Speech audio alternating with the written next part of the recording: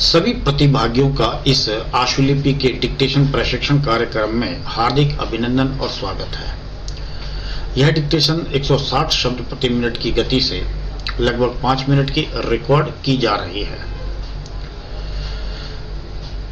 अधिक से अधिक शब्द चिन्हों, वाक्यांशों और संक्षिप्त शब्दों का प्रयोग करें। 10 सेकंड के बाद डिक्टेशन प्रारंभ हो जाएगी। रेडी?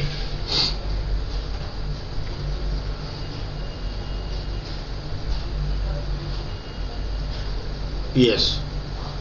माननीय सभापति महोदय, मैं इस बिल का स्वागत खास तौर से इसलिए करता हूं कि रेल पुलिस को इस बिल में आपने कुछ जरूरी अधिकार दिए हैं। जो आदमी मौके पर रहता है उसको जब तक इसके बारे में अधिकार नहीं होगा तब तक रेलवे में आप चोरियों को बंद नहीं कर सकते हैं। मैं मंत्री महोदय को यह बताना चाहता हूं कि यह बिल पूर्ण नहीं है। मान लीजिए कि 500 या 1000 आदमी आकर स्टेशन को जला रहे हैं या वहां सामान को लूट रहे हैं तो इस बिल के जरिए उनकी कोई पकड़ धकड़ नहीं हो सकती है, उन पर कोई जुर्म लागू नहीं हो सकता है।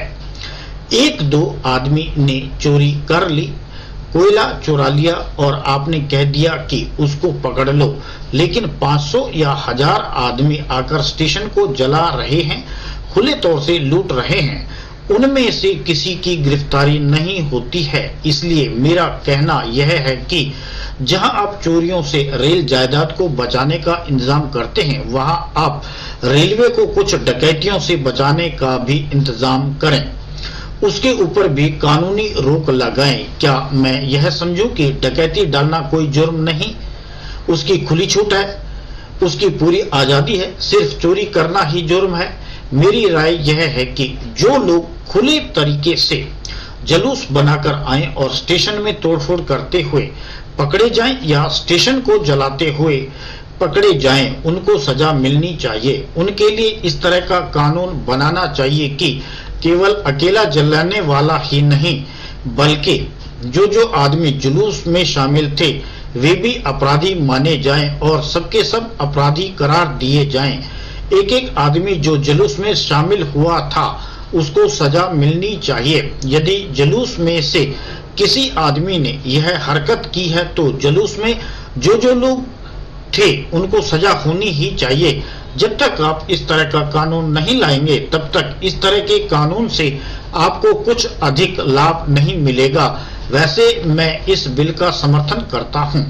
जहां तक इस बिल का सवाल है, इस बिल के पीछे जो उद्देश्य है उसका मैं समर्थन करता हूं, लेकिन 2-1 बातें इसके संबंध में मैं और कहना चाहता हूं। इस बिल से यह पता नहीं चलता है कि रेल पुलिस के लोग पुलिस विभाग के आदमी समझे जाएंगे या वे रेल कर्मचारी समझे जाएंगे, यह साफ नहीं है। जहां तक आज के कानून का संबंध है उसके मुताबिक वे रेल कर्मचारी हैं। एक रेलवे कर्मचारी को पुलिस का अधिकार देना और उससे पुलिस का काम लेना ठीक नहीं है। मैं समझता हूं कि रेल पुलिस और सरकारी रेल पुलिस दोनों एक कर दिए जाएं। महोदय, मैं राष्ट्रपति महोदय के अभिभाषण पर जो धन्यवाद प्रस्ताव है उसका समर्थन करने के लिए खड़ा हुआ हूं। मुझे इस बात की खुशी है कि हमारी सरकार ने समाजवाद का केवल नारा ही नहीं लगाया है बल्कि समाजवाद को मूर्त रूप देने के लिए कदम भी उठाने शुरू कर दिए हैं। सबसे बड़ी बात तो यह है कि गरीबी हटाओ गरीबी मिटाओ का यह नारा केवल आंदोलन ही नहीं रहा बल्कि इसको कार्य रूप में परिणत करना भी आरंभ कर दिया गया है। इसके लिए मैं माननीय प्रधानमंत्री जी को जितना भी धन्यवाद दूं वह थोड़ा ही होगा।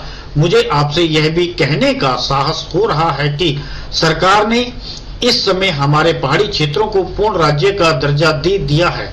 आज तक तो वे बिल्कुल पिछड़े हुए थे। मैं आपसे यह कहने का भी साहस कर रहा हूं कि पहाड़ी और सीमा के क्षेत्रों को राज्य का अधिकार तो दे ही दिया गया है, उनको यह अवसर भी दिया गया है कि वे अपने पिछड़े हुए इलाके को उन्नत बनाने के लिए स्वयं कोशिश करें और अपने पैरों पर खड़े हों। लेकिन मुझे बड़े दुख के साथ आपके सामने यह भी कहना पड़ रहा है कि हमारे देश के जो पहाड़ी जिले हैं वे आज भी बहुत ज्यादा पिछड़े हुए हैं और उनको कोई देखने वाला नहीं है। मैं सरकार का ध्यान इस बात की ओर दिलाना चाहता हूं कि 1961 में इसी दिल्ली में पहाड़ी इलाकों के सैकड़ों भूमिहीन किसानों का एक बहुत बड़ा जुलूस निकला था और उन्हें हमारे तत्कालीन राष्ट्रपति आदरणीय डॉक्टर राजेंद्र प्रसाद जी ने आश्वासन दिया था कि उनकी भूमि की समस्या हल करने के लिए प्रदेश की सरकारों को लिख रहे हैं।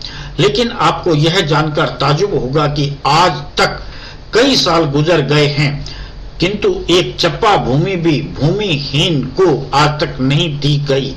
हमारे भूमिहीन किसान कभी जेल में सड़ते हैं और कभी कहीं मारे मारे फिरते हैं, लेकिन भूमि उन्हें नहीं मिली। स्टॉप। ये डिक्टेशन 160 शब्द प्रति मिनट की गति से रिकॉर्ड की गई है। इसकी आउटलाइन को पढ़ें और फिर उसका लिप्यंतरण करें। लिप्यंतरण को डिस्क्रिप्शन बॉक्स में दिए गए लिंक से मिलान करें और जो अशुद्धियां आती हैं उनका बार बार अभ्यास करें, ताकि अगर फिर कभी डिक्टेशन में ये शब्द आते हैं तो ये गलतियां आपकी दोबारा नहीं होनी चाहिए। अंत में सभी साथियों को धन्यवाद। नमस्ते। जय हिंद। जय हिंद।